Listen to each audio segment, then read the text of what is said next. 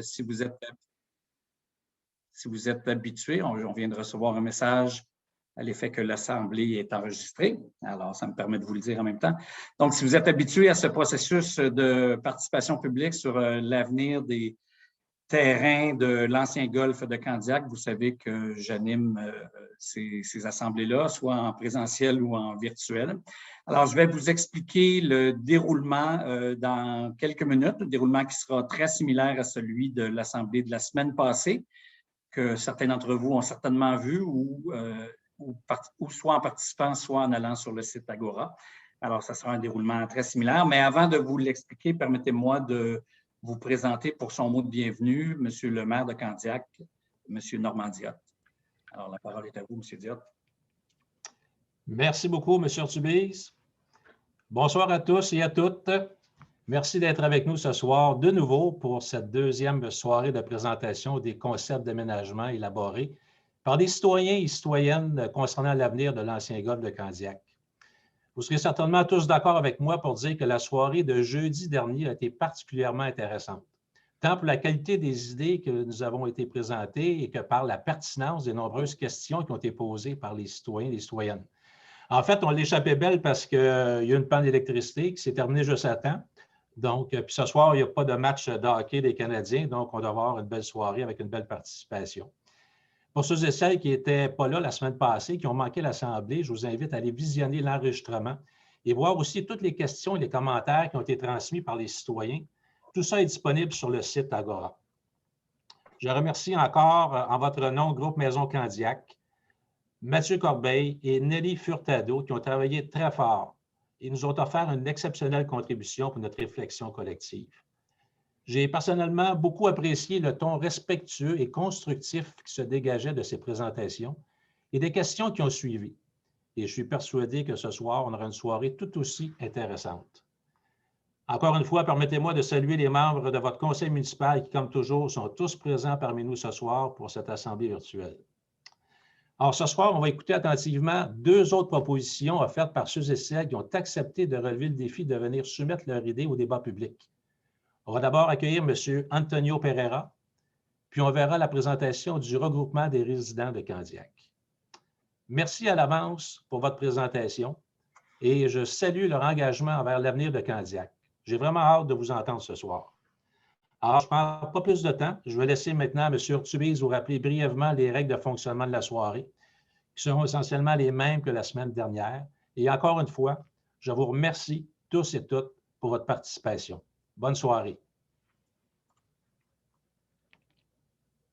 Alors, merci beaucoup, Monsieur le maire.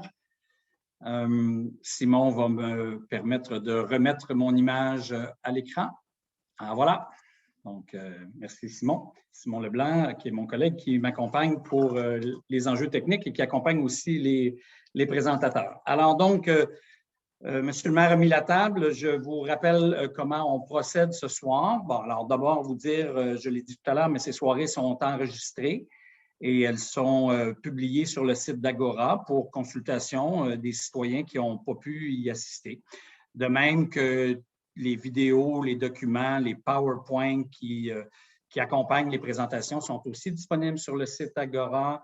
Et comme M. le maire vient de le dire, les questions et les commentaires qui sont adressés par écrit par les citoyens en cours de soirée sont aussi disponibles. Par exemple, à la dernière rencontre, il y a une présentation où il y a eu plusieurs questions.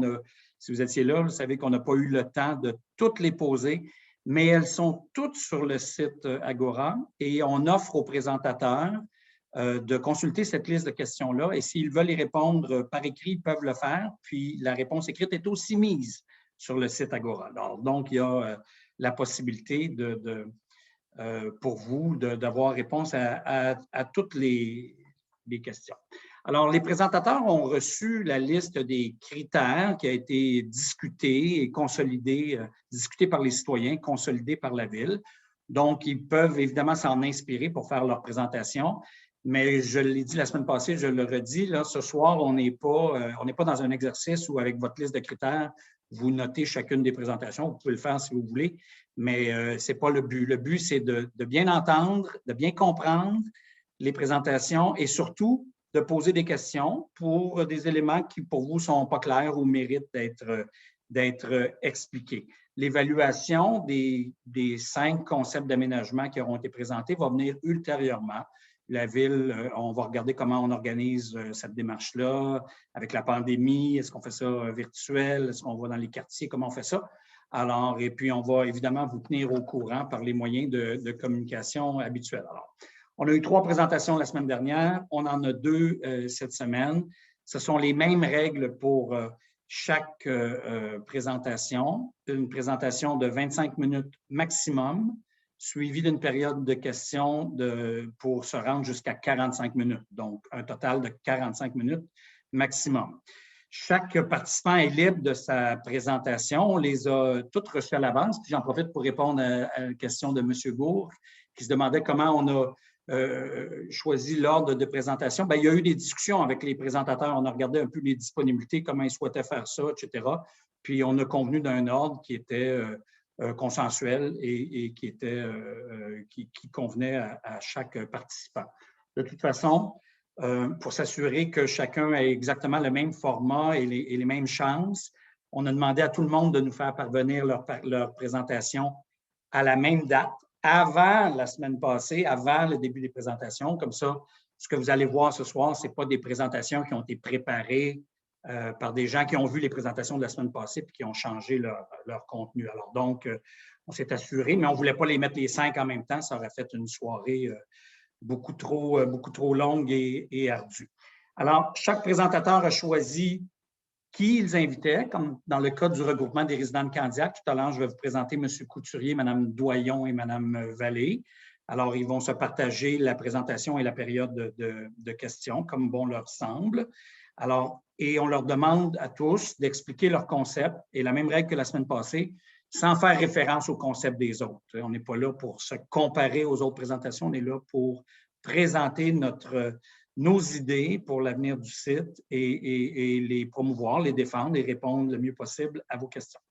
Alors, votre rôle comme citoyen, comme je l'ai dit, c'est d'écouter, de comprendre, de poser des questions. On n'est pas dans une séance d'approbation, bravo, c'est super bon, ou au contraire, j'aime pas du tout, puis je démolis ta présentation. C'est pas ça. On vous demande d'avoir, comme la semaine passée, le respect de poser des questions de présentation.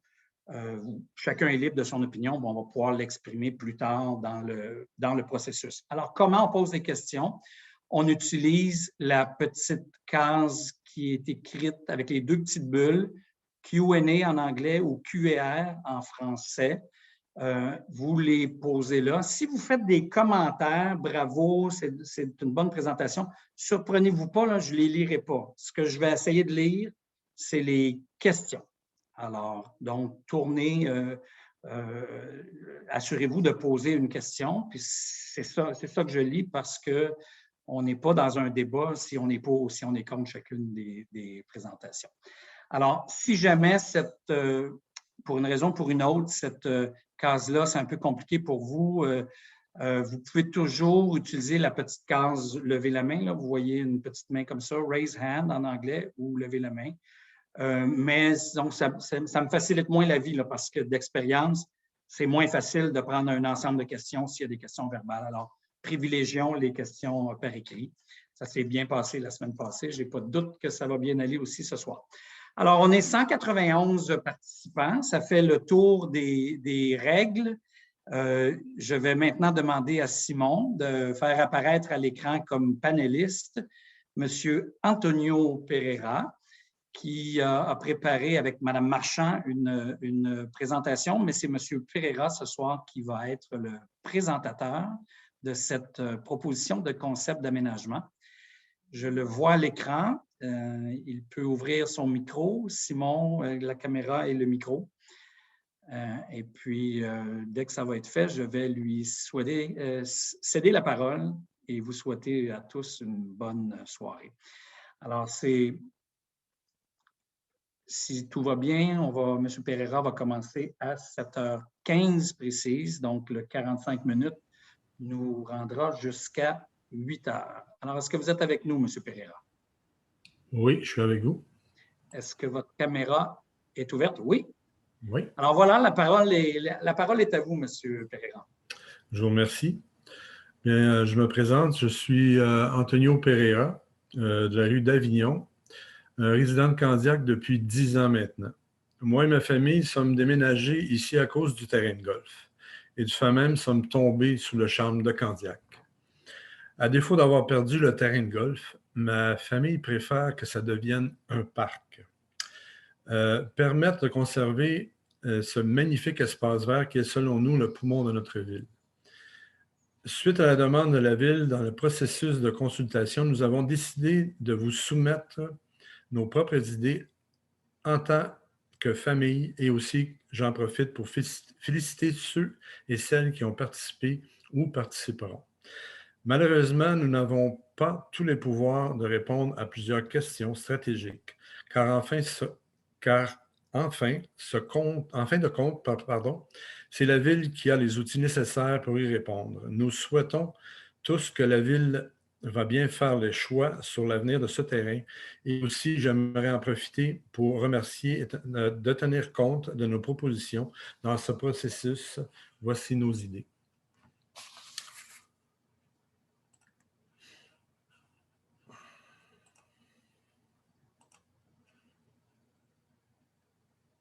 Un peu de difficulté, partager. Voilà. C'est beau, on le voit bien. Vous pouvez le mettre en plein écran et ça va être encore mieux.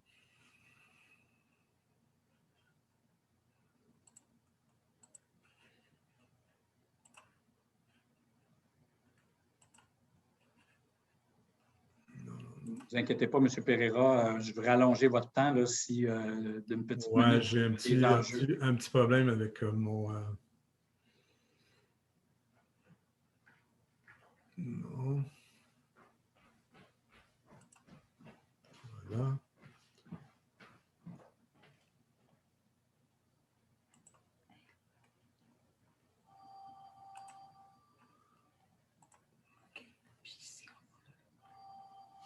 M. Pereira, oui, exactement, fait peser sur le bouton là, ici, à côté du 73 %. Voilà. Ah, voilà.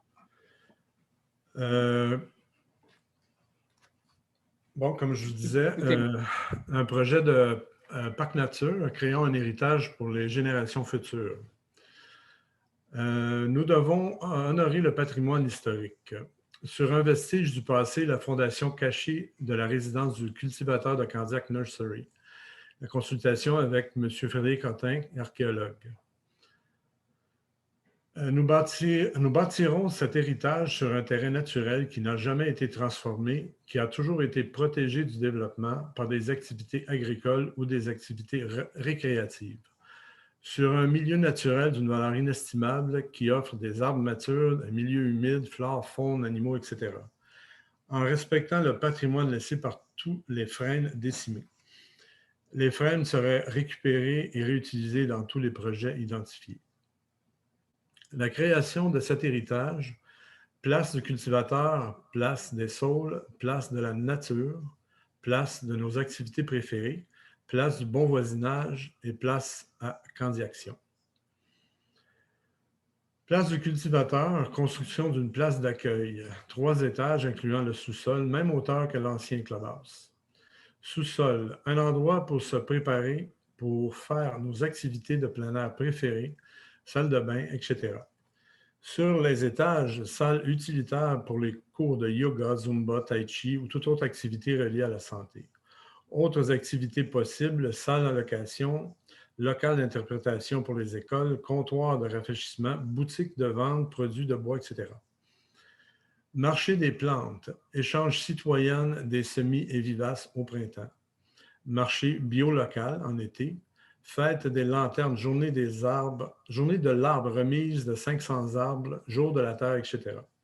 Marché des sapins de Noël en novembre et décembre. Marché de Noël en décembre. Place à la nature, plantation. Reforestation mixte sur 75 % du site de la plantation par la ville d'un arbre par résidence, en utilisant les programmes gouvernementaux. Arbres fruitiers, arbres épineux, arbres feuillus, arbres à floraison de différentes zones du parc, Programme héritage, programme de donation. Plantation d'un arbre pour chaque don, plaque portant le nom du donateur et la date du nom. Programme du patrimoine, secteur Renaissance, faire renaître les arbres qui se trouvaient dans les différents secteurs de Candiac. Protection de la flore pour soutenir la vie. Secteur des monarques, secteur des ruches urbaines, secteur des petits fruits, secteur recouvert de prairies. Secteur garage pour les arboriculteurs, jardiniers, maraîchers et chercheurs nécessaires à l'aménagement d'un parc nature de cette ampleur. Place à la nature, milieu aquatique, programme de nettoyage des marais, lacs et rivières, un programme de renaturalisation redonné aux plans d'eau du site, leur empreinte et leur ampleur historique. Programme de bonification, connecter et agrandir les milieux aquatiques pour supporter certaines espèces d'oiseaux et d'autres formes de vie. Section pédalo, excusez-moi du lapsus. Place à nos activités préférées pour les actifs. Printemps, été, automne, sentiers de marche et de course, sentiers de vélo, sentiers ludiques, interprétation des arbres, circuits d'entraînement. En hiver, sentiers de ski de fond, de raquettes ou de patins. Circuits variés au niveau de la distance et de la difficulté sur la périphérie du site et à travers nos arbres. Profiter des zones de verdure pour se rassembler en famille, pour explorer et bénéficier du site. Toute activité qui peut se faire à l'extérieur. Profiter des zones d'activité communautaire, cultiver nos jardins. Pour tous, avec la récupération des freins morts, pourrions créer des accessoires pour supporter toutes les activités. Bancs, tables, poubelles, chaises longues, tablettes, supports décoratifs, boîtes à fleurs, boîtes à jardin en hauteur, mangeoires, cabanes à oiseaux, etc. Place au bon voisinage, continuité de la sécurité. Création d'une bande boisée de protection en périphérie du site et du stationnement. Bande de protection verte de 65 pieds minimum sans sentier. Similaire à la bande de protection actuelle sur la portion de la rue Estoril qui pourrait être bonifiée. Place à Candiaction. Oui, dans ma ville. Supporter nos élus. Attendre que la loi sur l'expropriation soit modifiée. Acheter le terrain à coût raisonnable et modifier le zonage actuel pour un zonage de conservation à perpétuité. Favoriser une implication citoyenne. Lors de la définition d'un parc nature, créer un comité citoyen. Lors de la gestion du parc nature, créer un OSBL pour sa gestion et son financement, comme celle pour la Fondation Maison Centaine qui permet de maximiser les subventions. Repensons à rééquilibrer notre ville. Belle fierté d'être Candiacois et Candiacoise. Prenons le temps de concrétiser ce parc nature et de le laisser en héritage aux générations futures. La richesse de vivre à Candiac sous ses arbres. Et n'oubliez pas que si ce parc disparaît, nous ne pourrons retourner en arrière. Merci. Merci beaucoup, M. Pereira. Est-ce que ça termine votre présentation PowerPoint? Oui. Oui. Alors peut-être qu'on peut l'enlever de l'écran pour que les gens puissent vous voir. Simon, est-ce que c'est possible de... Ouais, voilà. Je vais le faire. Voilà, merci beaucoup de me remettre à l'écran. Bien, merci beaucoup, M. Pereira. Donc, je vais ouvrir une période de questions. Comme je l'ai dit, je commence à en avoir quelques-unes qui entrent. Je vois deux questions, mais qui sont peut-être plus des questions qui s'adressent à la ville. Alors, évidemment, je vais prioriser les questions qui s'adressent à vous, mais je dis tout de suite aux gens là, qui posent une question comme, par exemple, combien de fois peut-on mettre le parc André J. Côté dans la superficie de l'ancien golfe de Candiac? Une question de Loulou. Peut-être que la ville, on pourrait inscrire cette information-là puis la mettre sur le site, comme M. Guité qui pose une question sur quand il y a des développements genre immobilier, comment ça fonctionne, les années de travaux, quand est-ce que les citoyens ont tous les services. Ce qu'on va faire, M. Guité, on va mettre votre question sur le site, puis les gens de la ville vont pouvoir y répondre. Mais j'ai une question pour vous, M. Pereira, de Mme Danielle Côté. vous parlez de la valeur historique des plans d'eau. Comment faites-vous pour dire que c'est des plans d'eau qui sont historiques alors qu'ils ont été créés par les gens du Golfe? Non, ils ont été créés, ils sont naturels parce que c'est un peu comme une branche de la rivière Saint-Jacques qui se déversait dans ces coins-là. C'est pour ça qu'il y a un lac qui est un peu plus gros à l'autre côté, puis il y a un bout de rivière qui sillonne le côté du golfe qui va vers l'autoroute 30. Fait que c'est vraiment historique, là, ce tracé-là. Oui. Merci. J'ai une question de Mme Isabelle Kenville, mais ça dit juste bonjour. Alors, je ne sais pas, je pense, Mme Kenville, que peut-être ça a mal fonctionné. Là, je vous le dis, si vous aviez une question après le mot bonjour. Bonjour. C'est la bonne réponse. Question de Mme Isabelle Fortier. Est-ce que vous avez une idée du coût pour ce projet? Ça, c'est sûr que moi, je n'ai pas les coûts parce que c'est à la municipalité de définir ce qu'elle va vouloir faire et ce que ça va coûter. Mais par contre, avec un OBNL, c'est sûr que ça va être plus facile à gérer côté les subventions qu'on peut avoir, même des apports d'argent de sociétés privées qui peuvent nous aider à soutenir un parc d'une ampleur pareille. Merci beaucoup. J'ai des commentaires, là, des gens qui saluent votre présentation, comme M. Goudreau, mais comme j'ai dit, je vais y aller avec les questions. Question de M. Pierre Savard. Votre projet inclut l'usage de l'ancien clubhouse. Connaissez-vous son état physique? On ne dit pas qu'on va utiliser l'ancien clubhouse. C'est sûr qu'a priori, on va voir qu'est-ce qu'il y a. Je sais qu'en habitant à côté, je sais qu'il est un peu comme, entre parenthèses, magané, si on peut dire ça, ce mot-là. Mais par contre, c'est ça, il faut regarder parce que en plus, il est bâti sur les vestiges de l'ancienne maison du gars qui s'occupait de la plantation qu'il y avait là avant. Donc, c'est sûr que c'est ancien. Puis, il faut regarder l'état du bâtiment pour le réutiliser. Sinon, il faudrait carrément le jeter par terre puis faire une nouvelle infrastructure. Ça, c'est sûr. Merci. J'ai quelques questions encore sur les coûts, mais sont un peu différentes. Alors, je vous les donne en vrac, là, puis vous répondrez. Monsieur ou Madame Dominique Lambert, avez-vous évalué combien votre projet coûterait par citoyen de la ville? Ensuite, j'ai aussi des questions sur est-ce que vous avez estimé le coût annuel d'entretien récurrent de Mme Carole Clouat? Et j'ai deux questions de M. Savard et de Mme Fortier. Avez-vous identifié des subventions potentielles? Alors, c'est tout l'enjeu des coûts, là, alors je vous les pose en vrac.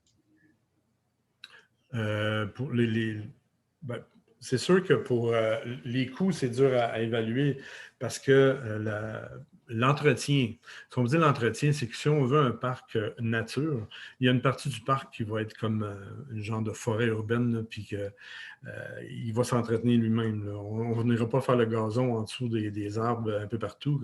Les endroits où c'est le plus utilisé, où c'est le plus piétiné, c'est sûr que le gazon va moins pousser, puis que ce que les gens utilisent le plus, c'est sûr que là, ce sera l'endroit où ce sera le plus utilisé. Mais si on veut un parc nature, on n'ira pas mettre un parc avec plein de pavés unis partout, puis des petits abreuvoirs, des petites fontaines, puis ça n'a pas y penser. Parce qu'entretenir une chose de cette envergure-là, totalement, c'est impensable. Mais ce qu'on veut, c'est vraiment un parc qui soit le plus nature possible, puis qui va s'entretenir de lui-même avec sa flore puis sa faune naturelle. Et la question des subventions, est-ce que vous avez évalué la possibilité de subvention?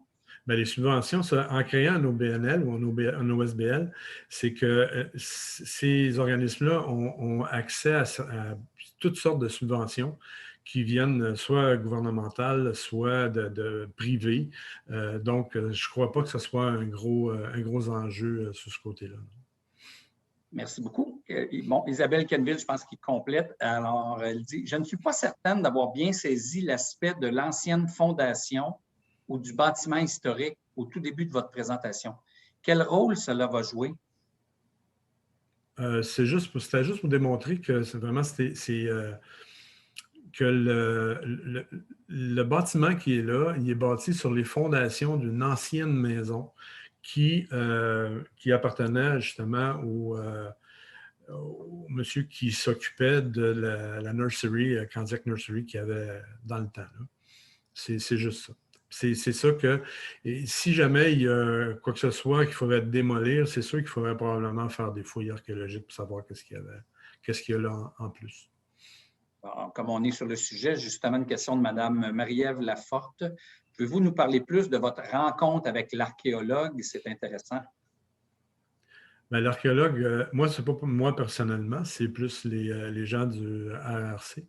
Puis l'archéologue, c'est un monsieur qui, je ne me souviens pas de l'organisme, je pense que c'est du... Je sais qu'ils ont consulté les gens de la Société historique à la Prairie et d'un organisme au Richelieu. C'est ces deux organismes-là qui ont été consultés, puis ce monsieur-là, il travaille là. D'accord. Alors, j'ai plusieurs autres questions. Là, on ne lâche pas. Pierre Savard, comment votre projet rencontre les normes du PMAD, le Plan métropolitain d'aménagement et de développement? Ça, je ne peux pas répondre parce que je n'ai pas en main tous les tenants et aboutissants de ce règlement-là. Je ne veux pas m'aventurer là-dedans. Merci. J'ai une question de Don Leblanc. Très bonne idée, mais est-ce que votre plan va minimiser l'intrusion dans les secteurs naturels pendant le développement? Le développement de? Ben, il ne dit pas, là, mais j'imagine pendant le développement du projet, de votre projet, j'imagine, de votre projet de parc. Ben, c'est redonner la place à la nature. Parce que ce qu'on veut, c'est vraiment plus pas aucune construction, puis que redonner la place qui lui revient à la nature pour qu'elle refasse sa place. Merci. Question de Dominique Lambert. Vous avez parlé de sociétés privées. Est-ce que vous en avez approché? Non, ça, on sait qu'il y a des sociétés privées en environnement qui sont ouverts à subventionner ces projets-là. Moi, personnellement, on n'a pas approché personne. Merci. Question de Simon Touchette. Pour un projet de cette envergure et étant vous-même un résident en périphérie du Golfe, seriez-vous à l'aise de supporter un coût plus élevé que les résidents demeurant plus loin ou n'étant pas directement affectés par la situation?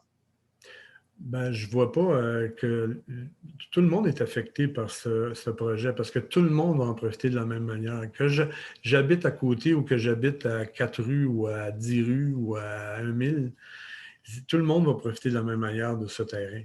J'en profiterai pas plus parce que je suis en périphérie. C'est que c'est un projet commun pour la société. Que je ne sais pas pourquoi il faudrait que je débourse plus. Merci. Justement, j'ai une question d'Isabelle Fortier un peu dans le même ton. Là. Ce parc s'adresse aux citoyens de Candiac ou plus régional? Ben, tous ceux qui le voudront. Mais en priorité aux gens de Candiac, parce que c'est les gens. Parce qu'il ne faut pas oublier que l'open terre-là, c'est comme si la municipalité aurait été construite autour de ça. Puis moi, je le compare souvent à Central Park, à New York. C'est un beau carré de verdure en plein milieu d'une ville mastodontesque, là. Mais ce qui n'est pas le cas de Candiac, puis qu'on ne voudrait pas que ça le devienne non plus. Parce que ce bout de terrain-là, c'est parfait justement parce qu'il est au centre de la ville. Fait que tout le monde y a accès facilement. Merci. Bien, justement, Marc-Antoine Giroux pose la question de la circulation. Avez-vous réfléchi à l'impact de votre projet sur la circulation? Bien, pas plus qu'un terrain de golf. C'est pas plus que n'importe quelle autre infrastructure. Ça ne veut pas dire que le parc qui est là, que ça va me donner, ça va quadrupler ou quintupler le trafic là. Parce que si on fait un développement immobilier, bien, c'est sûr qu'il va y avoir plus de circulation. Mais c'est sûr qu'il y a des gens, des curieux qui vont venir, vont voir, vont essayer de de peut-être prendre exemple sur ce projet-là. Mais c'est sûr que c'est un projet municipal, là, si on peut dire, mais je ne comprends pas pourquoi les gens viendraient en masse ici, plus qu'ils viennent déjà.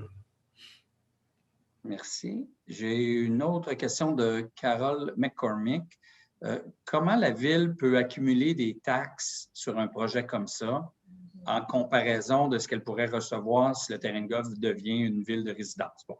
Alors là, tout de suite, là, je fais le bémol. Je ne veux pas qu'on se mette à comparer, disons, les concepts les uns par rapport aux autres, mais disons, sur la question de la possibilité pour la Ville d'accumuler des taxes dans votre concept, la question de Carole McCormick, qu'en est-il?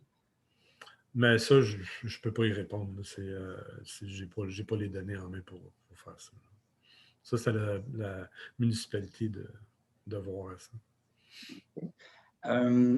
Question de Robert Boudreau. Avez-vous pensé de faire une partie de l'entretien par des bénévoles?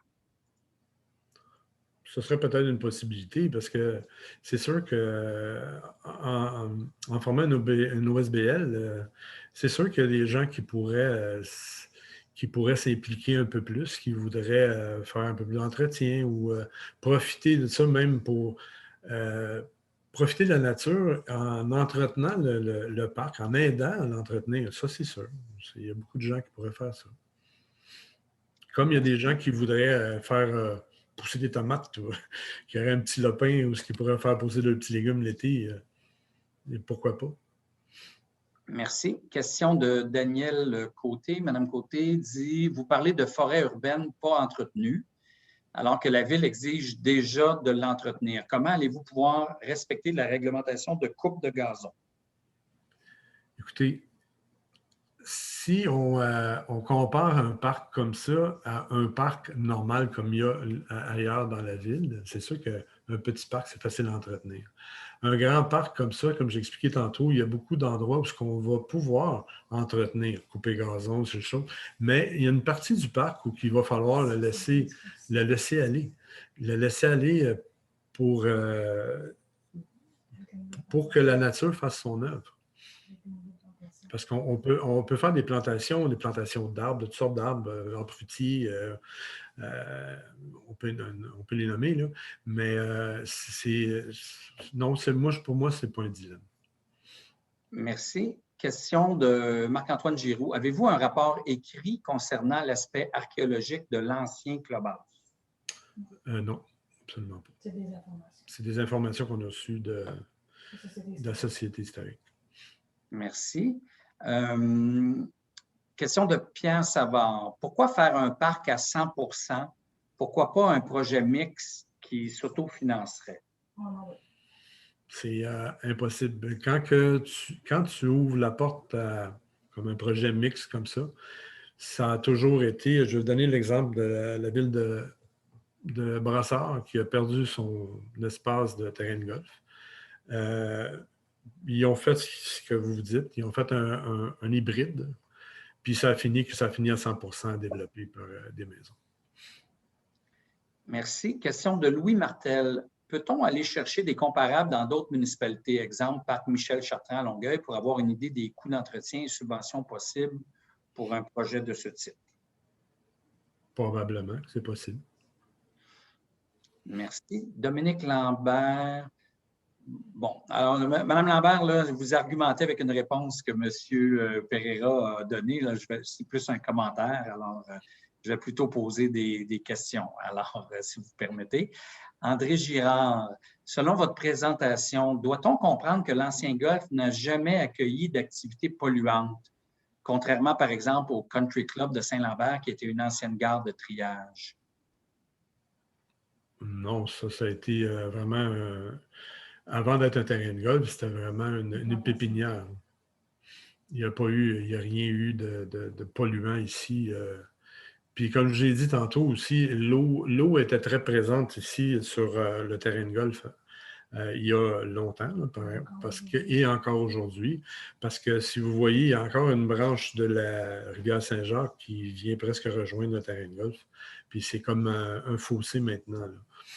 Ça a été remblayé avec le temps. Ils ont essayé de l'étouffer, mais la nature fait toujours son œuvre. Merci beaucoup. J'ai encore 7-8 questions là. Alors, on y va, on continue. On est bien parti. Madame Danielle Côté, si le parc est régional, comment allez-vous gérer la circulation et les gens? Un grand parc égale beaucoup de circulation, comme à Longueuil. C'est la municipalité qui va gérer ça. Merci. Question de Marc-Antoine Giroux. Croyez-vous qu'un parc de cette envergure va attirer beaucoup de gens de l'extérieur? On le souhaite pour qu'ils puissent en profiter aussi, mais on souhaite vraiment que les gens de Candiac prennent la place pour que les gens de l'extérieur se rendent compte aussi que oui, ils peuvent venir, mais les places sont réservées, comme on peut dire. OK. Alors, justement, Loulou pose, c'est le nom qui apparaît sur son écran. Là. Avez-vous prévu un grand stationnement à l'intérieur du futur parc du terrain de golf? Il y aura beaucoup de visiteurs de Candiac, des villes des environs à proximité, des résidents d'autres municipalités de la Rive-Sud, comme Longueuil, Boucherville. Ça sera évalué aussi, soit par la municipalité ou pour voir avec le temps comment ça va se gérer. Okay. Merci. Question de M. Pierre Savard. Pourquoi offrir des jardins quand la très grande majorité des citoyens disposent de cours arrière? C'est une idée à partager, mais il faut aussi penser aussi qu'il y a beaucoup de gens maintenant, avec le développement urbain des dernières années, où ce que c'est pas la petite maison avec la petite cour, la petite piscine, c'est plutôt la cour de béton et les maisons arrangées. Et comme si je ne veux pas partir là-dessus, mais c'est parce que présentement, c'est des gens qui n'ont pas accès justement à un petit lopin de terre qui cherchent de la verdure parce qu'ils n'en ont pas. Puis ce qui se développe présentement, c'est presque que ça. Puis c'est presque comme priorisé. Puis regardez les projets qu'il y a eu ici à Candiac dernièrement, c'est des tours. Des tours avec des appartements. Puis fait que ces gens-là, ils n'ont pas d'endroit où vouloir relaxer, prendre un petit verre de vin avant de souper sur la petite terrasse à l'arrière de la maison. C'est presque impossible pour les nouveaux. Merci. Vous aviez terminé, oui. Je m'excuse, je ne voulais pas vous interrompre. Question d'Isabelle Fortier. Est-ce que les riverains seraient d'accord avec le fait que le terrain ne soit pas entretenu, selon vous? Ça serait à eux de répondre, mais je ne crois pas que... Avec la zone tampon qu'il y aurait, qu'on demande, c'est qu'autrement dit, que les riverains qui iraient autour du terrain de golf, de l'ancien terrain de golf, du parc, autrement dit, il y aurait une bande d'à peu près 65 pieds qui serait une forêt.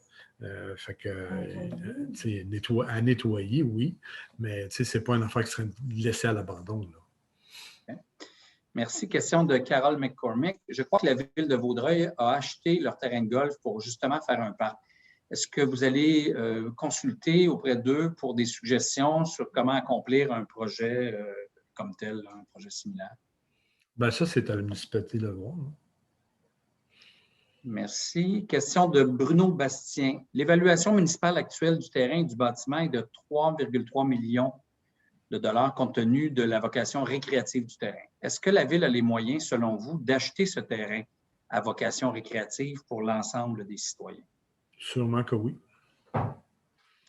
Une question de Marc-Antoine Giroux. Saviez-vous que la vocation des bassins auxquels vous faites référence ont été faits pour irriguer l'ancien terrain de golf?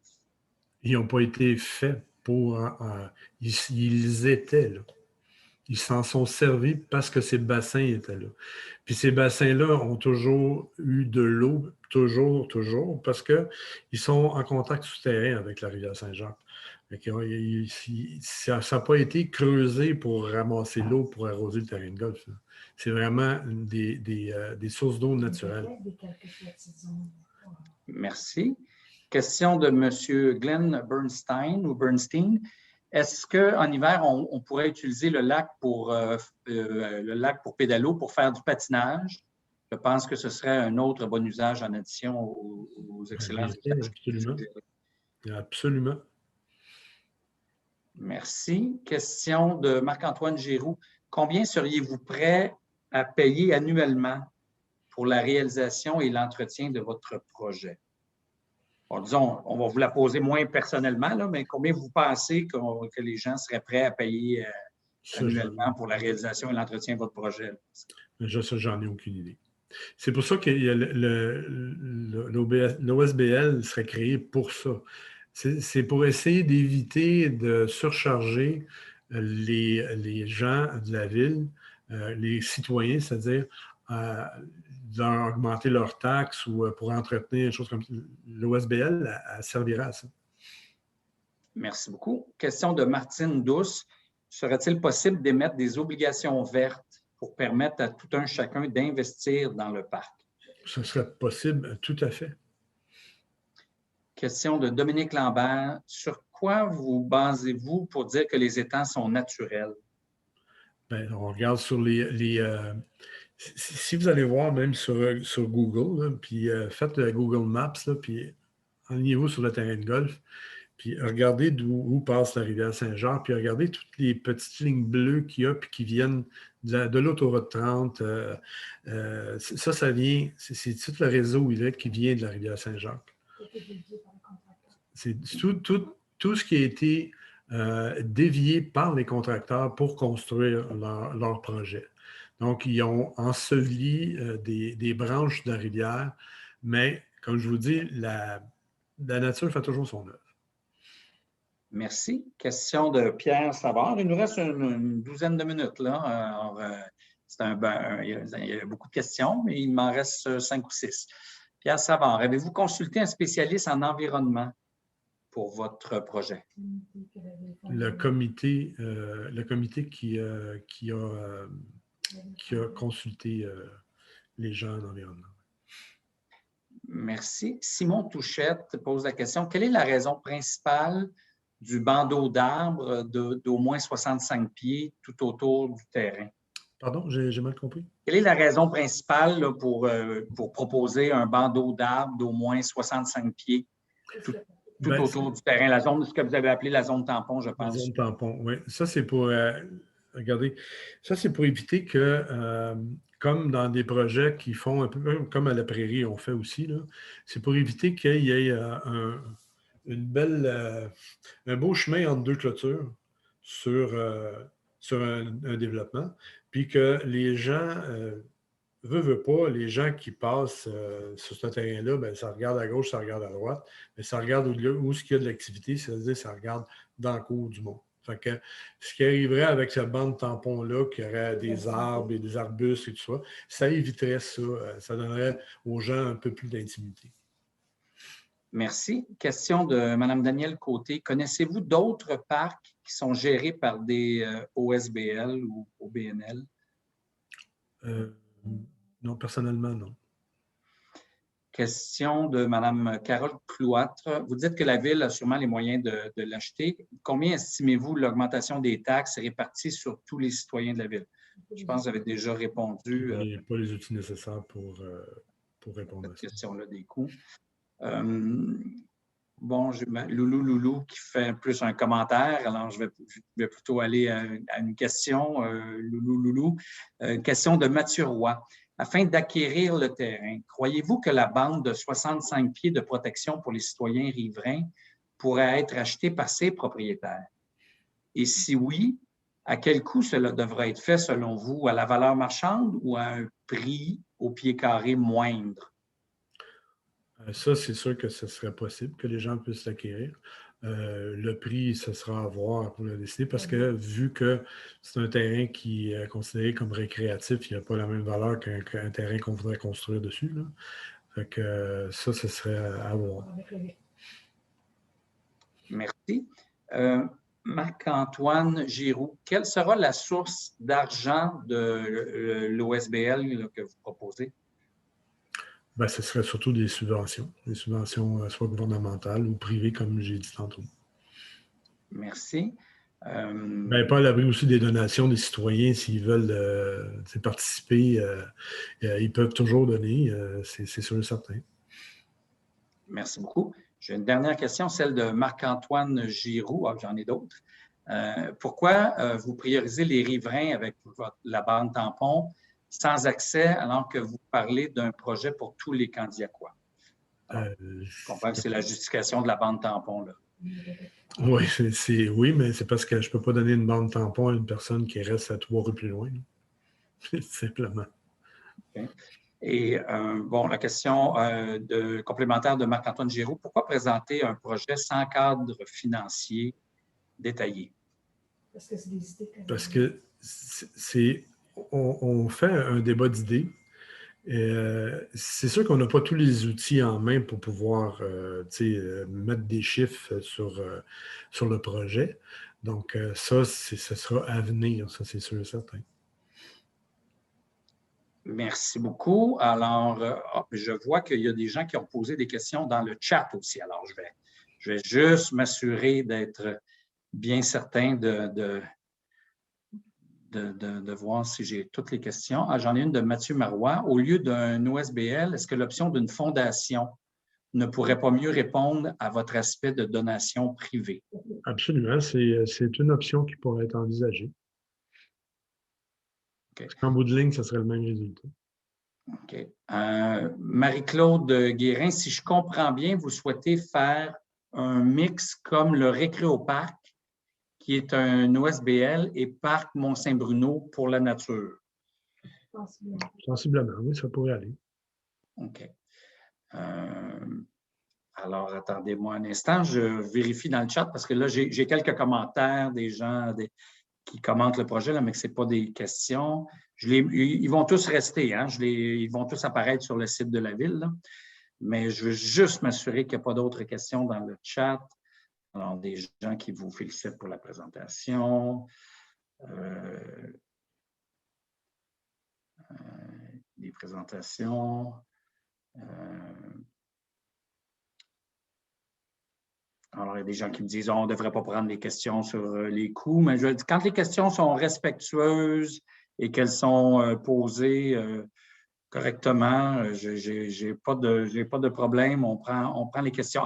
Martine Douce, avez-vous regardé la structure de coopérative? Non, ça, on avoue qu'on n'a pas envisagé cette option-là. Merci beaucoup. Alors, voilà, donc, voilà, donc, j'ai pas d'autres questions. Je vois que quelqu'un me disait qu'il faudrait respecter le temps de 20 minutes de questions.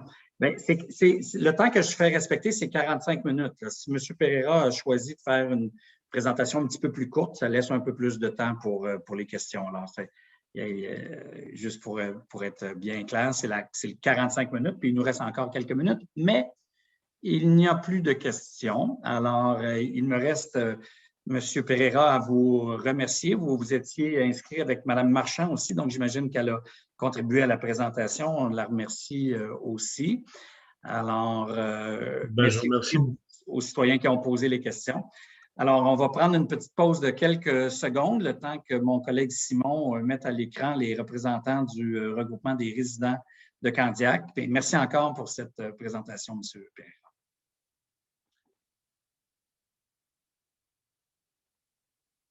Alors, donc, Simon va maintenant faire en sorte... Oui. Est-ce que j'ai manqué quelqu'un qui avait levé la main?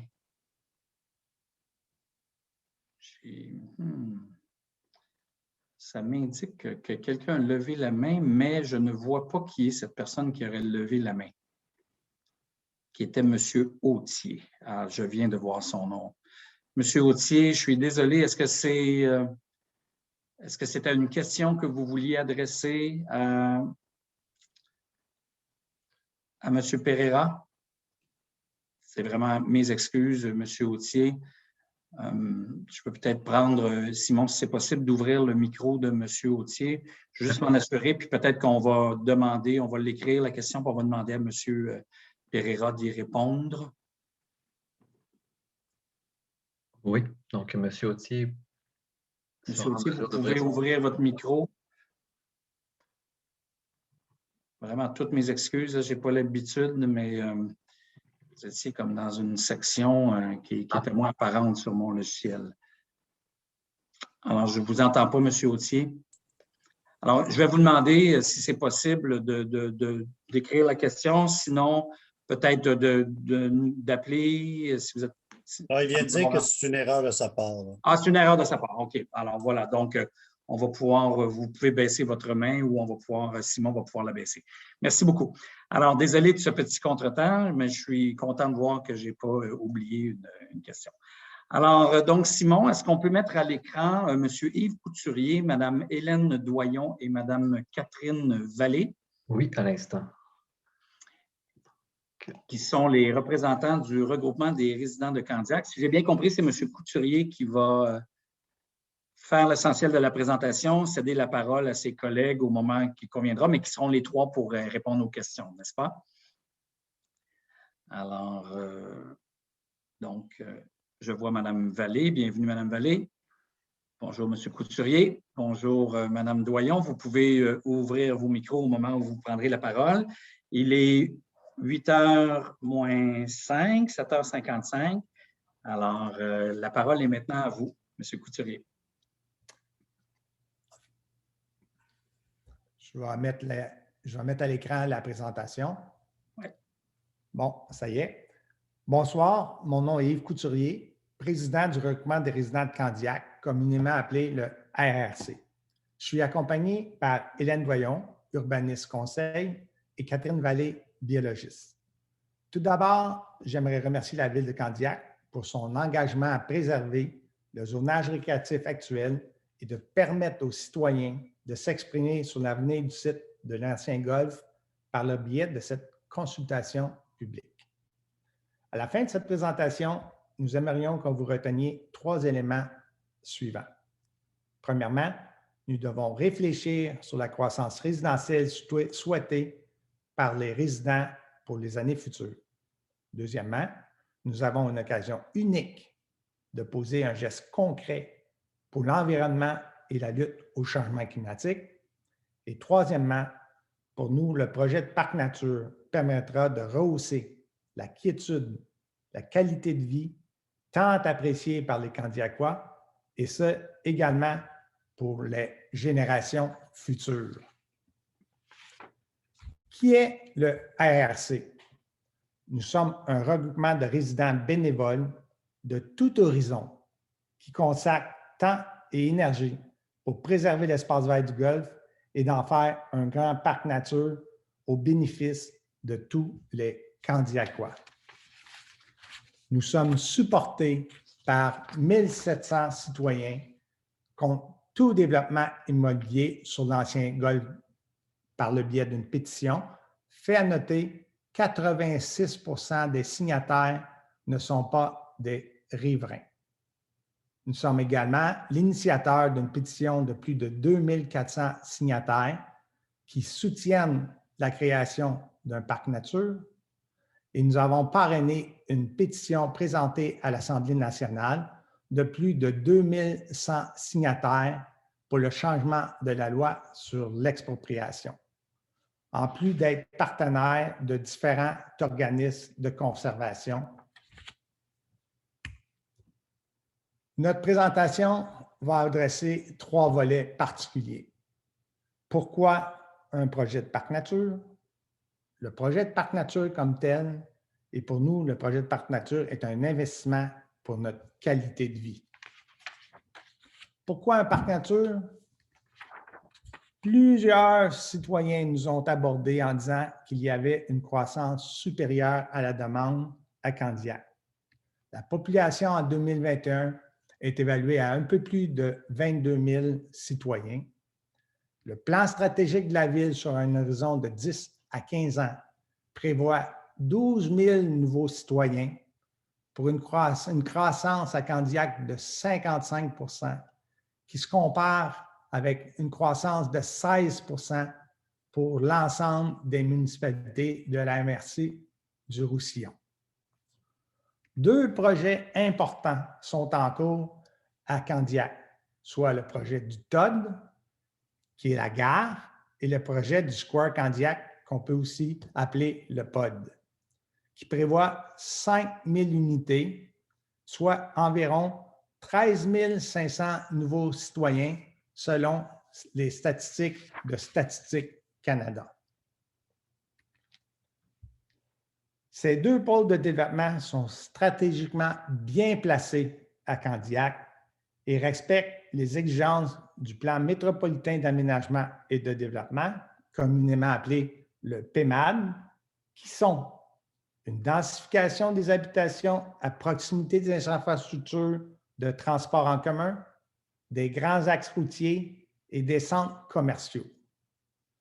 On peut se demander pourquoi développer un troisième pôle alors que la croissance sera atteinte avec les projets actuels. Comme vous pouvez le constater par son emplacement, le site de l'ancien golf transformé en projet immobilier engendrerait une congestion importante des rues locales, ce qui diminuerait de façon significative la qualité de vie des résidents de tous les secteurs avoisinants. En fait, on a un choix à faire entre une contribution à la qualité de vie des citoyens ou la poursuite de la croissance résidentielle. Le PMAD permet les deux. C'est à nous de choisir en exprimant clairement notre volonté lors de la consultation publique et en signant clairement notre opinion lors de l'élection municipale qui se tiendra en novembre prochain. Il y a un contexte favorable, un changement de culture qui s'opère au niveau des citoyens, de la population en général, qui influence nos gouvernements. Au niveau fédéral, lors du discours du trône, le gouvernement a indiqué qu'il travaillera avec les municipalités afin d'accroître le nombre de parcs en milieu urbain. Plus proche de nous, la mairesse Valérie Plante de la Ville de Montréal, dans une résolution, a indiqué et souligné l'importante contribution des golfs dans la préservation d'espaces verts. Et enfin, au niveau municipal, notre maire, M. Diotte, a signifié son engagement à faire de la lutte et de l'adaptation au changement climatique une priorité dans la prise de décision, puis que la municipalité continuera à poser des gestes concrets pour répondre aux défis climatiques afin d'assurer la qualité de vie de nos citoyens et le bien-être des générations actuelles et futures. Il est triste pour la ville de Candiac, la ville sous les arbres, de constater que l'indice de canopée et le couvert forestier sont en déclin. Parmi les 82 municipalités de la CMM, Candiac se situe au 67e rang pour l'indice de la canopée à 16,5 % et c'est en deçà de l'indice canopée des trois villes avoisinantes d'importance. On peut constater que c'est la même chose au niveau du couvert forestier. On est au 65e rang à 9,9 % et encore une fois, nous sommes derrière les trois villes voisines d'importance de Candiac.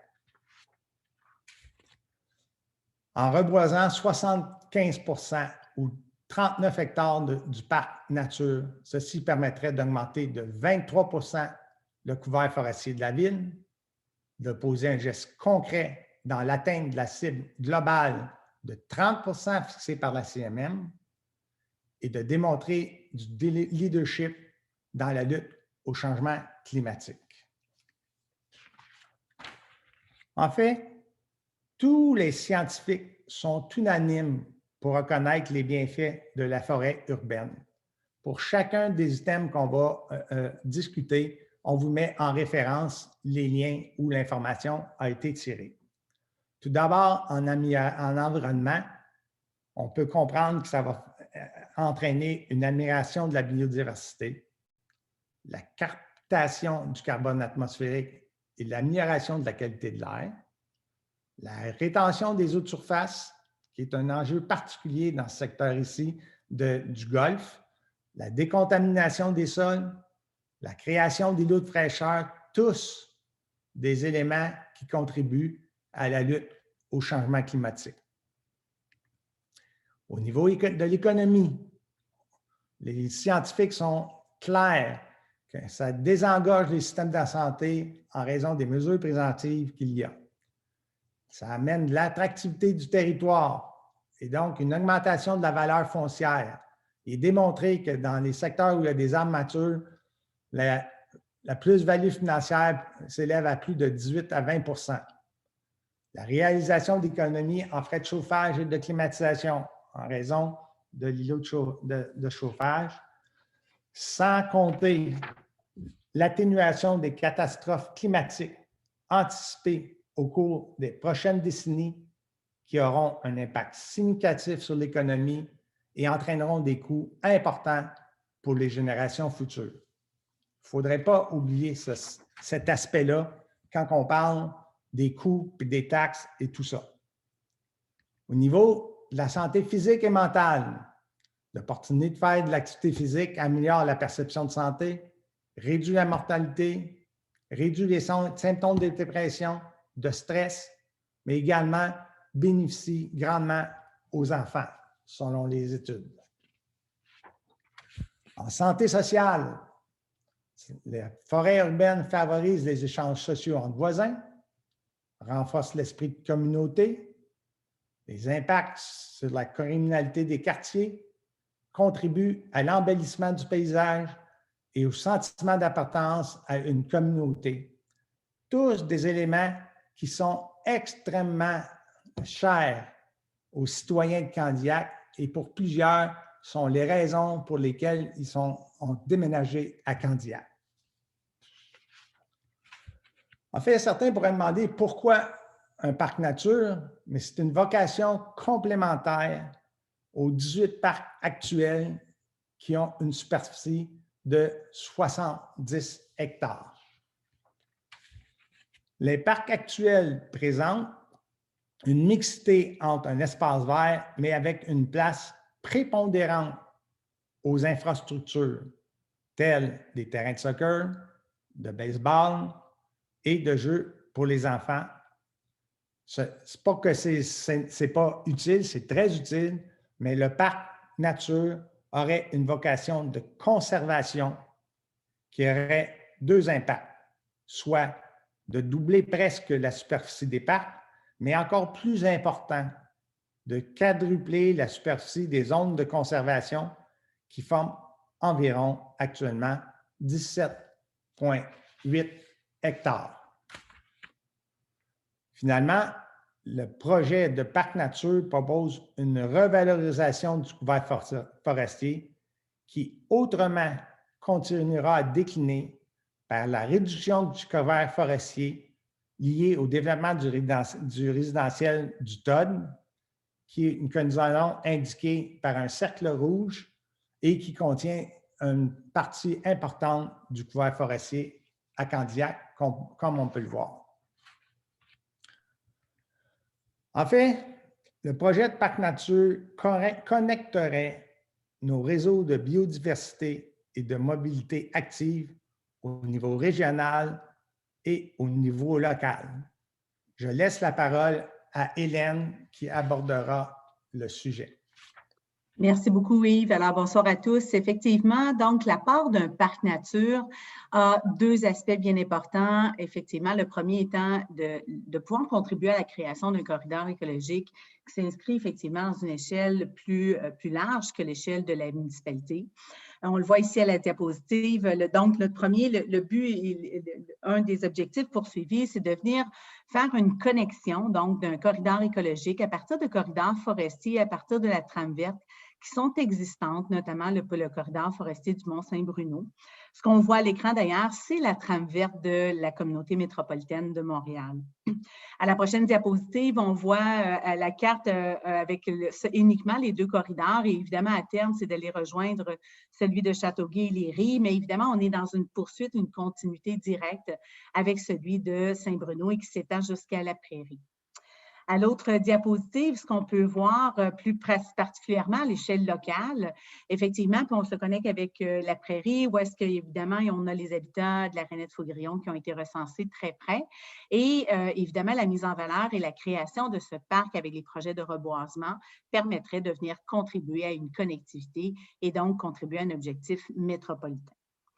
Maintenant, le deuxième élément, peut-être à la prochaine diapositive, la connectivité se fait d'un point de vue de biodiversité, bien sûr, pour la faune et la flore, mais se fait aussi la connectivité, on va dire, humaine, donc vous et moi qui allons aller dans le parc par la mobilité active, tant par les réseaux cyclables et les réseaux pédestres. Donc, actuellement, ce que vous voyez à l'écran, c'est essentiellement la carte des réseaux cyclables et où on pourrait venir justement créer des liens très forts avec le réseau existant.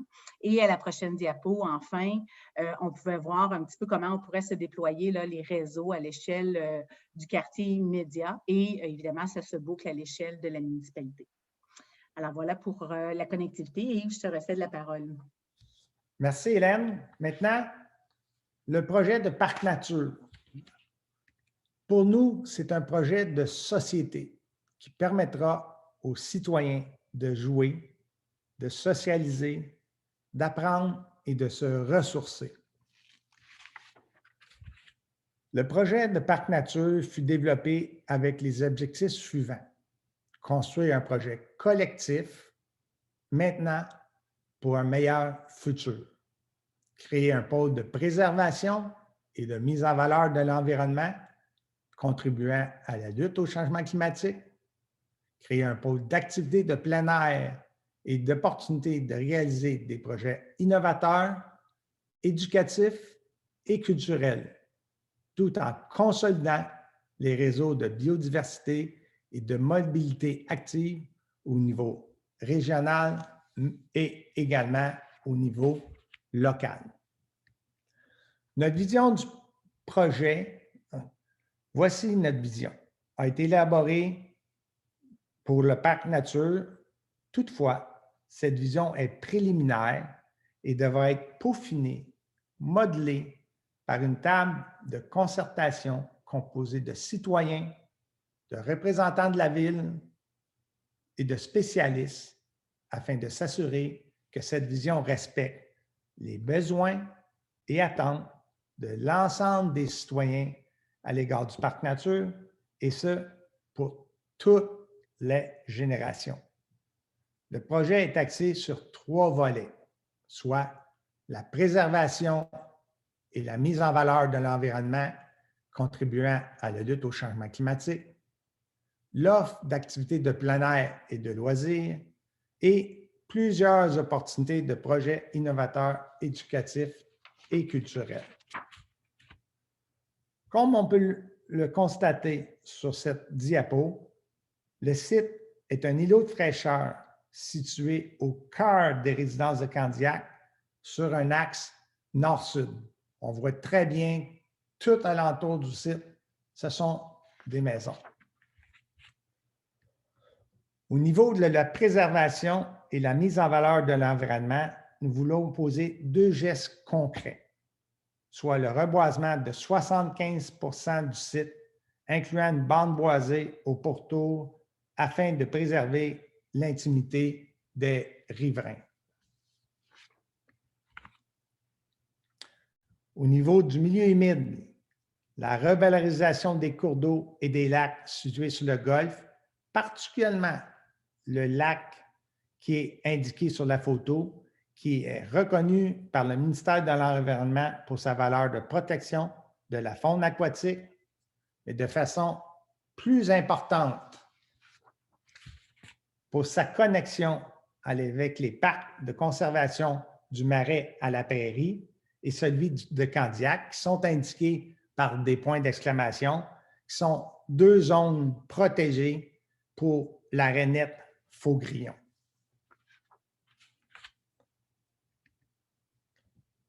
Cette bonification permettra à la faune déjà observable de reprendre ses droits et de rehausser significativement la valeur écologique du site.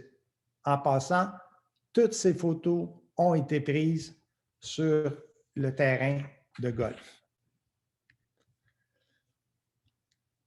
En ce qui a trait à l'offre d'activités de plein air et de loisirs, ce qu'on voit, c'est des boucles d'activités, des sentiers de marche, de course, de vélo, de raquettes, de ski de fond, accessibles aux citoyens 12 mois par année.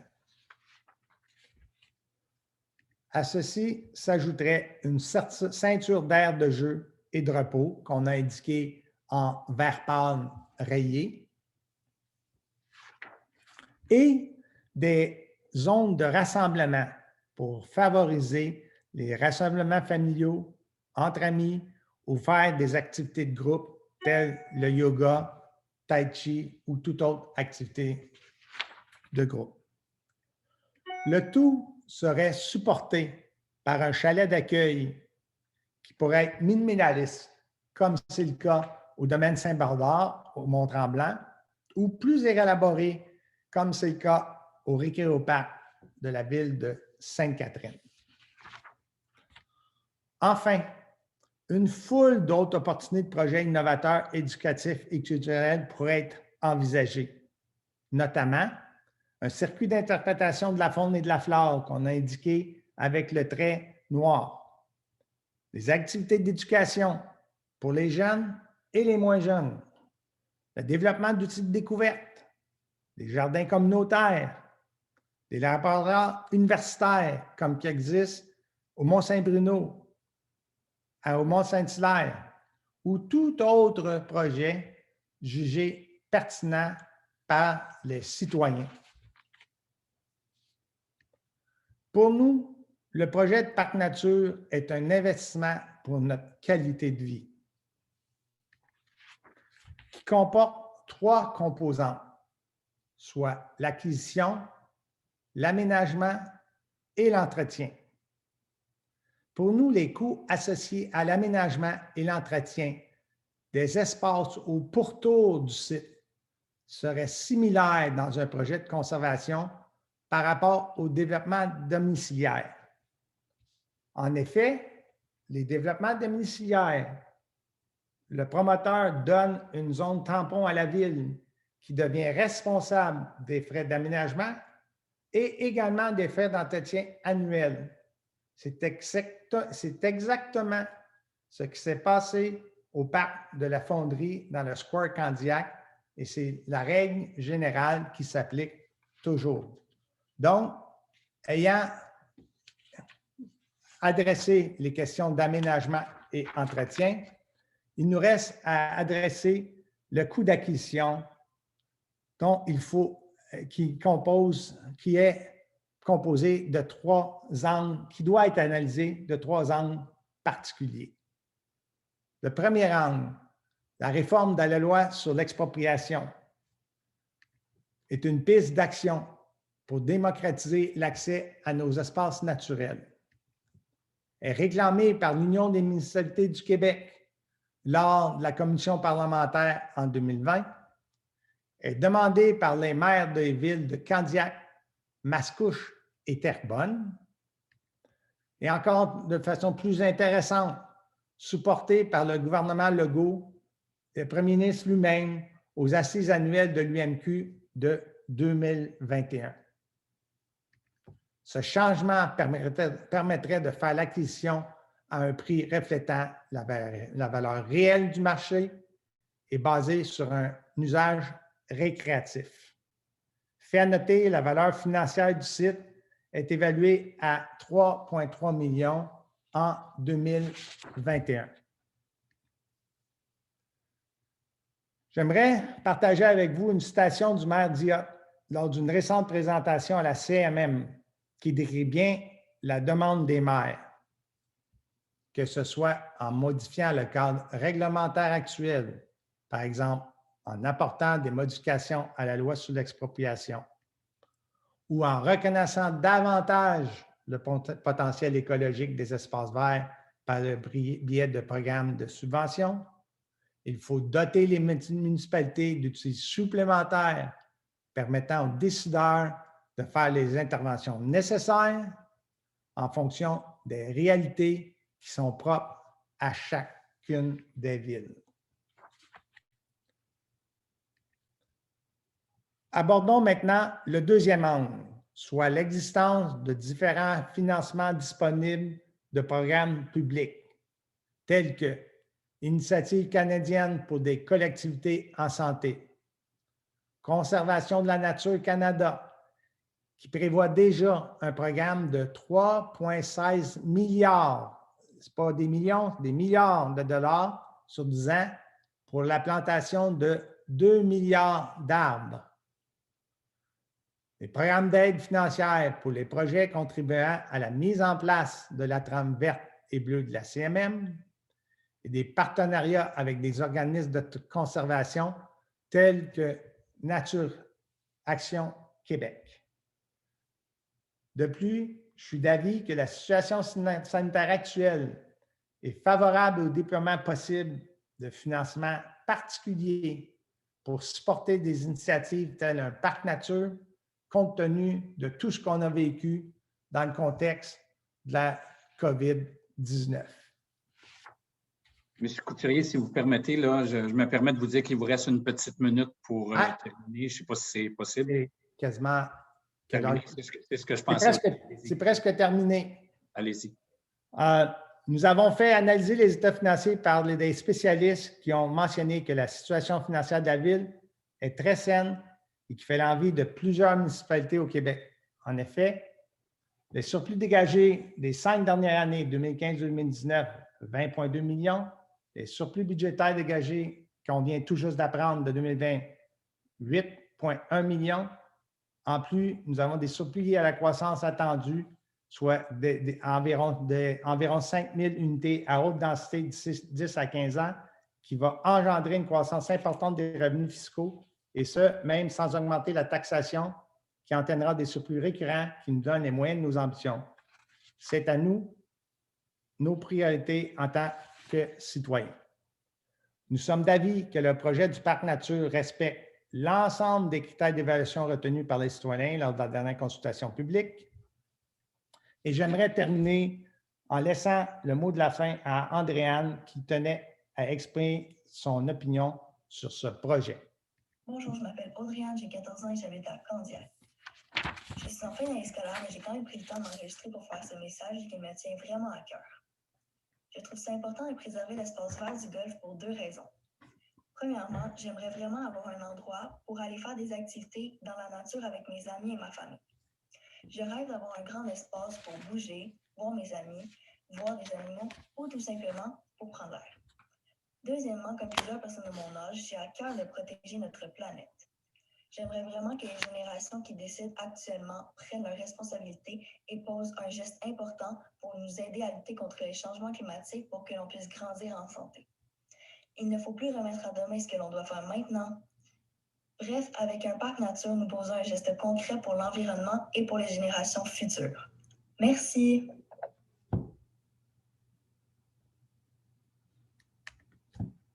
Merci beaucoup, M. Couturier. Merci aussi, Mme Doyon, pour cette présentation. Puis je comprends que Mme Vallée sera aussi disponible pour répondre aux questions. J'en ai déjà quelques-unes. Alors, on a devant nous une vingtaine de minutes là, pour se rendre à notre 45 minutes. Question de Pierre Frenière, question pour l'urbanisme. Donc, j'imagine que c'est pour Mme Doyon. Est-ce qu'un projet de parc nature est en lien avec les grands objectifs du PMAD, le plan métropolitain? Oui, tout à fait. Je pense que le plan métropolitain met de l'avant, en fait, 3 grands objectifs qui sont au niveau de la gestion de l'urbanisation, donc l'aménagement de milieux de qualité de vie, une structuration au niveau des transports et également le 3e volet qui est au niveau de l'environnement et les aires protégées. Notamment, il y a une cible de 17 des aires protégées, sont actuellement à 10 Donc, il reste un grand pas à faire, encore énorme là, au niveau métropolitain et ce projet-là viendrait y contribuer là, certainement. Merci beaucoup. J'ai 2 questions sur les pétitions dont vous avez parlé. Une de Mme Danielle Côté. Combien de vos signatures de pétitions viennent de citoyens de la ville de Candiac?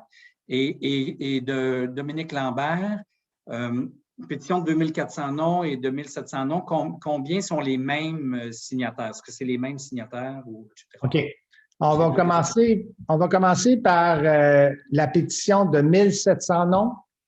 et plus, il y a un petit peu plus que 1700, on l'a arrondi. Ça a été vérifié, on a exclu tous les citoyens qui ont signé qui ne venaient pas de la ville de Candiac. Donc, les 1700 signataires sont tous de la ville de Candiac et ont tous été localisés sur une map qui a été remise à la ville lors d'une assemblée publique.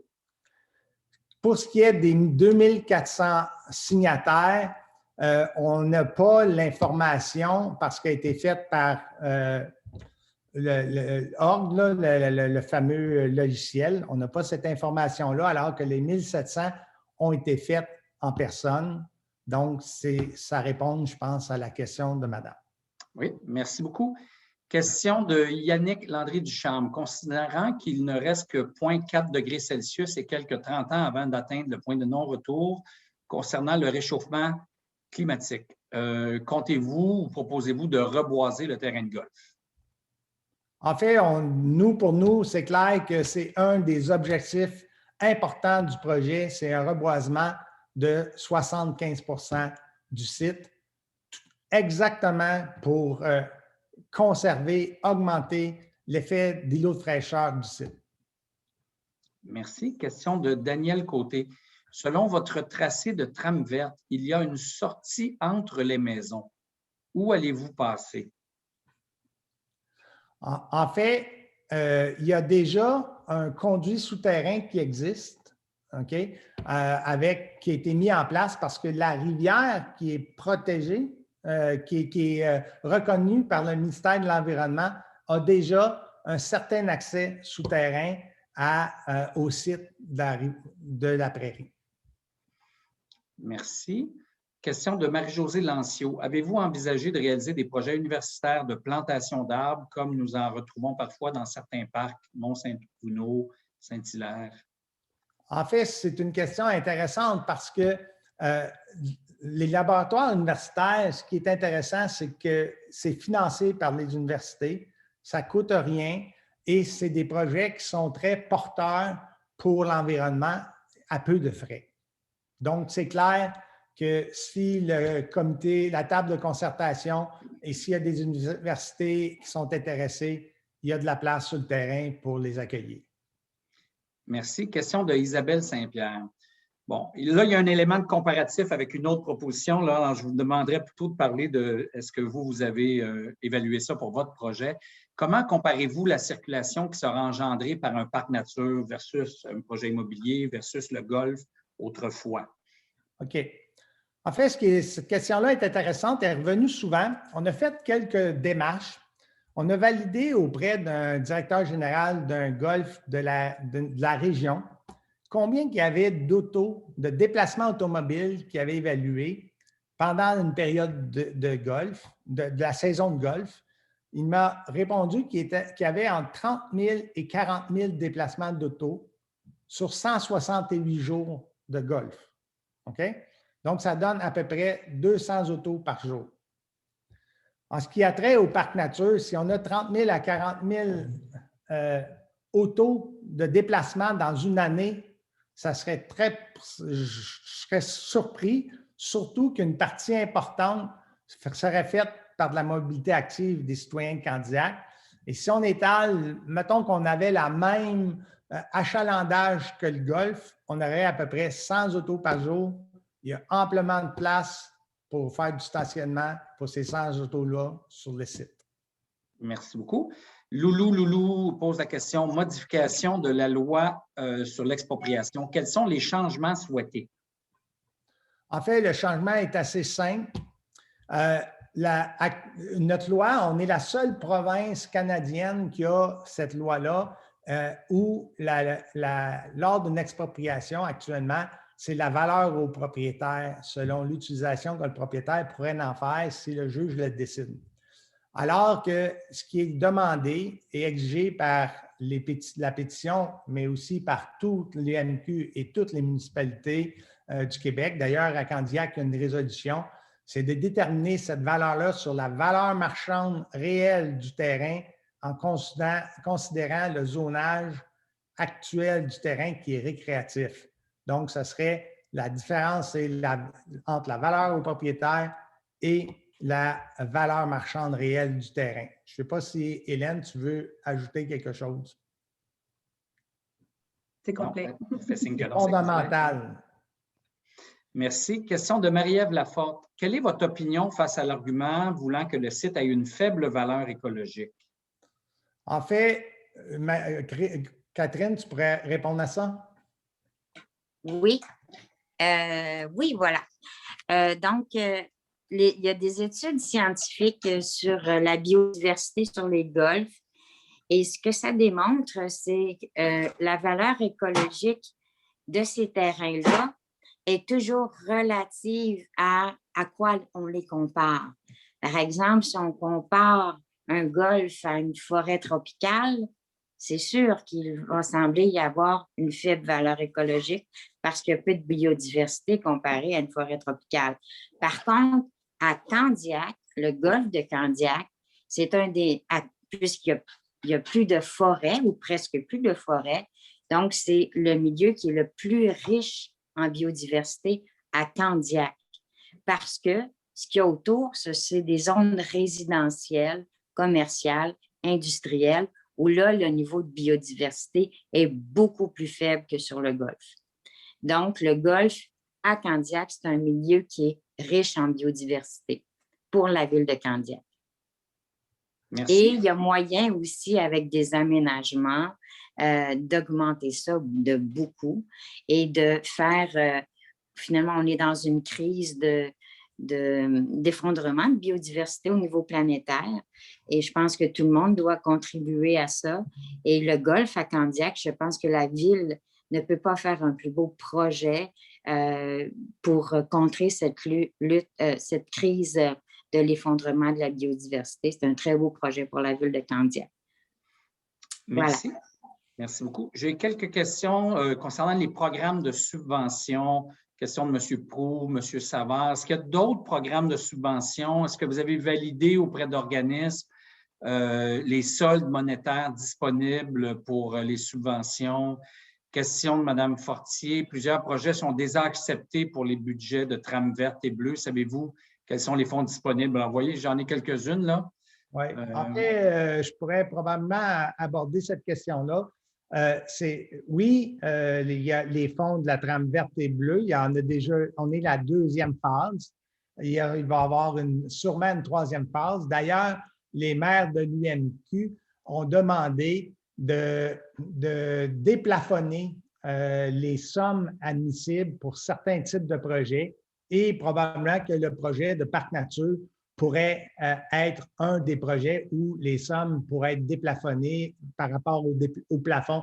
Je ne dis pas qu'il serait déplafonné complètement, mais qui serait plus élevé, beaucoup plus élevé qu'ils sont actuellement pour reconnaître la valeur écologique des sites comme le golfe.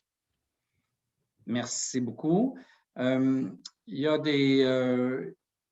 attendez, j'essaie de voir là, parce qu'il y a beaucoup de questions, mais j'essaie de vous toucher des angles qui n'ont pas encore été touchés dans votre présentation. Si j'en ai trop, on va les mettre par écrit. Mais Pierre Savant pose la question, pourquoi un parc nature quand nous avons le parc d'Eauville à grande proximité qui est sous-utilisé?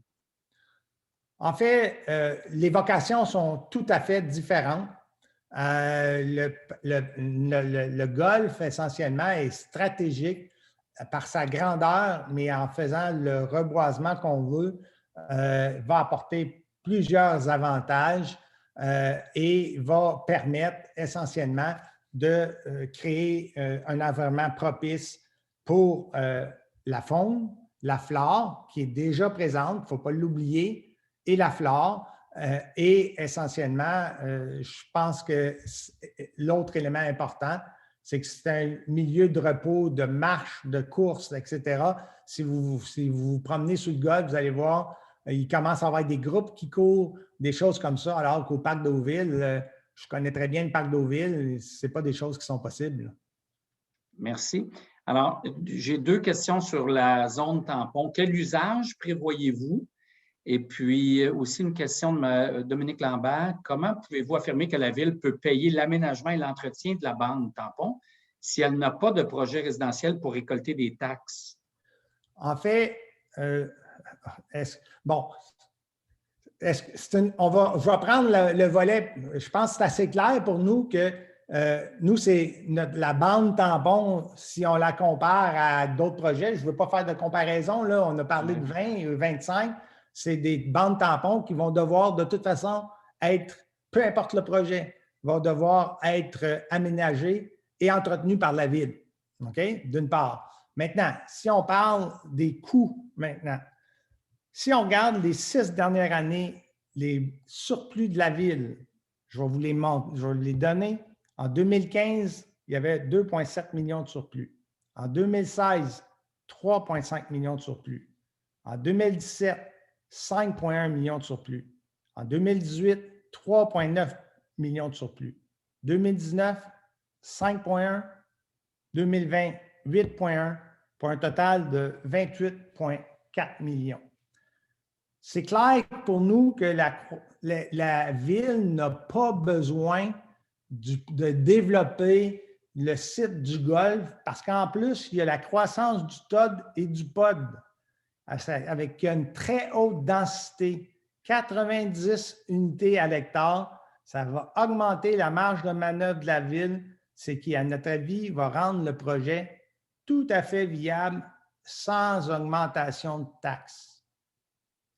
Et ça devient à ce moment-là uniquement une décision citoyenne de décider de la qualité de vie que les citoyens veulent se donner et l'importance que nous voulons accorder au bien-être des générations futures.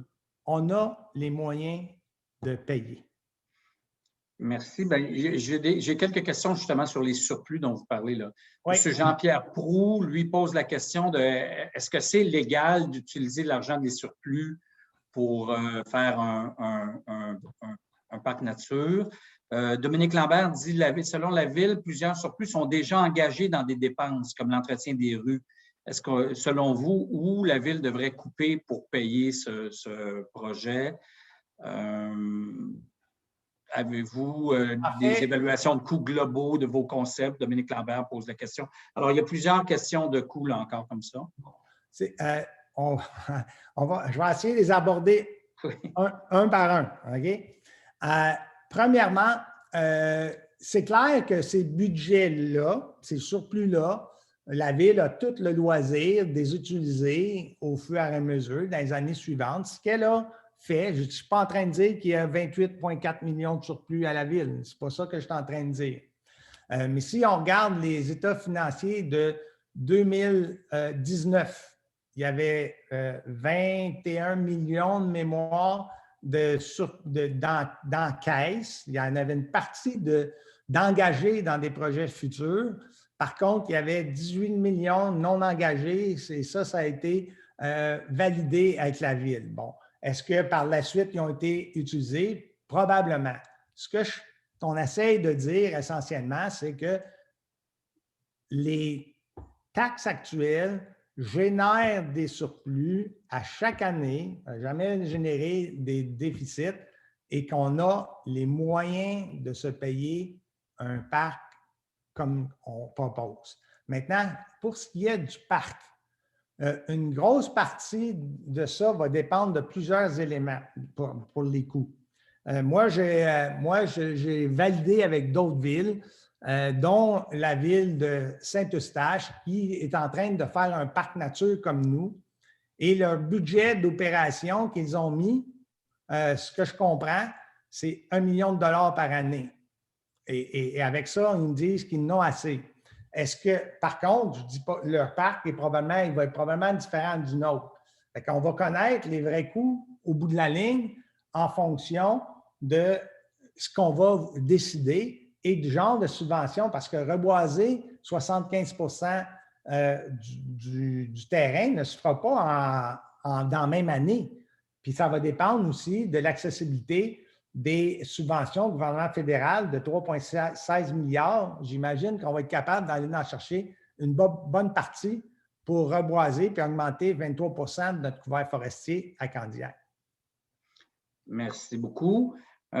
Écoutez, il nous reste une petite minute. Là. Je vais vous en poser une une dernière qui concerne plus le projet, puis je vais vous dire, on va les mettre par écrit, mais il y a plusieurs questions sur combien vous avez de membres, c'était quoi qui étaient vos pétitions, comment vous avez fait signer vos pétitions, tout ça. Elles seront sur le site. Si vous souhaitez y répondre, vous pourrez le faire.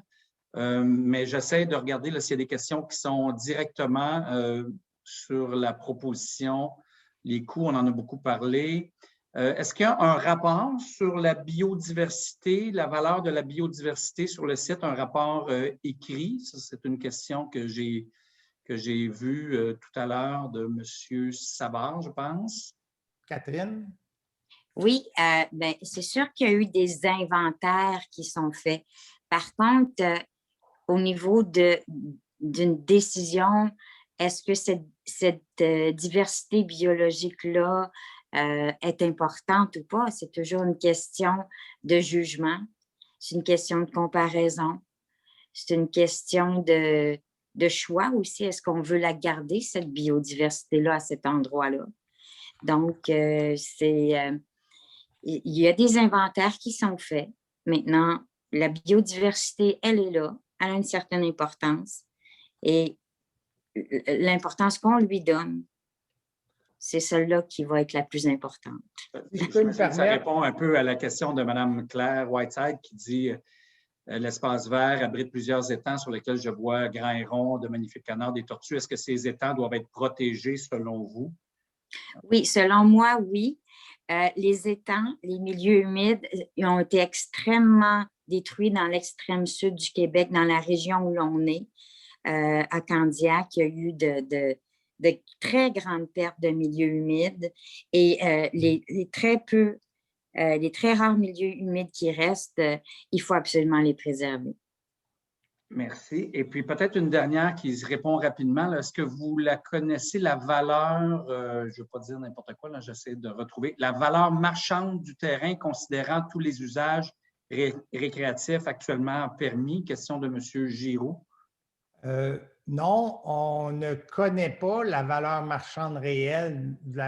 On a une petite idée, mais on n'est pas des évaluateurs. Je sais que la Ville a probablement fait une évaluation de ça, mais je comprends également que c'est une information qui est sensible, compte tenu qu'éventuellement, il va falloir qu'il y ait des négociations pour s'entendre possiblement avec le promoteur si jamais on allait avec le projet de parc nature. Donc, il y a sûrement un petit peu de confidentialité à cet effet.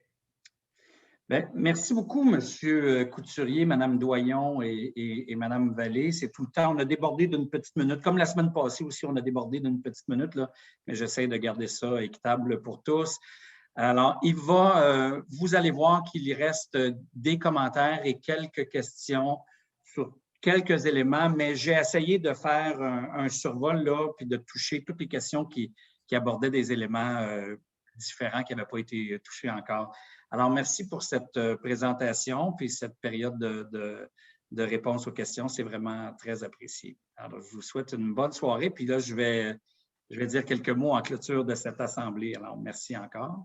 Merci à tous. Merci. Alors, donc, d'abord, je viens de remercier le regroupement des résidents de Candiac. Merci encore à M. Pereira. Encore une fois, 2 excellentes présentations, 2 excellentes périodes de questions. Ça vous a certainement permis ce soir et aussi la semaine passée, si vous n'avez pas vu les 3 présentations, je vous suggère d'aller les voir. Vous allez avoir un portrait complet des 5 concepts d'aménagement qui ont été présentés par des citoyens, des citoyennes, des regroupements et entreprises de Candiac. Alors, ça va vous permettre de vous faire une idée, de débattre avec vos familles, vos voisins, vos amis, en prévision des prochaines étapes où on va trouver une façon d'évaluer ensemble ces concepts-là. Je m'excuse auprès de ceux qui ont posé des questions qu'on n'a pas pu aborder, mais comme je vous l'ai dit, il en restait peut-être une quinzaine, douzaine. Alors, on va toutes les écrire et elles seront mises sur le site et j'offre encore au regroupement des résidents de Candiac la possibilité d'y répondre par écrit s'ils le souhaitent et ça sera mis aussi sur le site.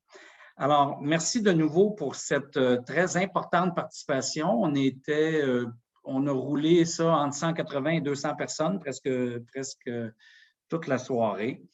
Alors, c'est vraiment un signe de l'intérêt que vous portez à l'avenir de votre ville. Merci à Simon qui m'a aidé, à toute l'équipe de l'administration municipale qui nous aide à organiser non seulement ces séances, mais aussi la démarche. Alors, je vous souhaite un bon mois de juin, une bonne deuxième dose de vaccination à ceux qui n'ont pas encore eu l'occasion. Et puis, on va se revoir, c'est sûr, au cours des prochains mois. Comme on dit, stay tuned en anglais. Donc, regardez régulièrement sur le site de la Ville. On va utiliser les communiqués de presse, les invitations pour publiciser les prochaines démarches. Alors, merci à tout le monde. Bonne fin de soirée et go Habs go!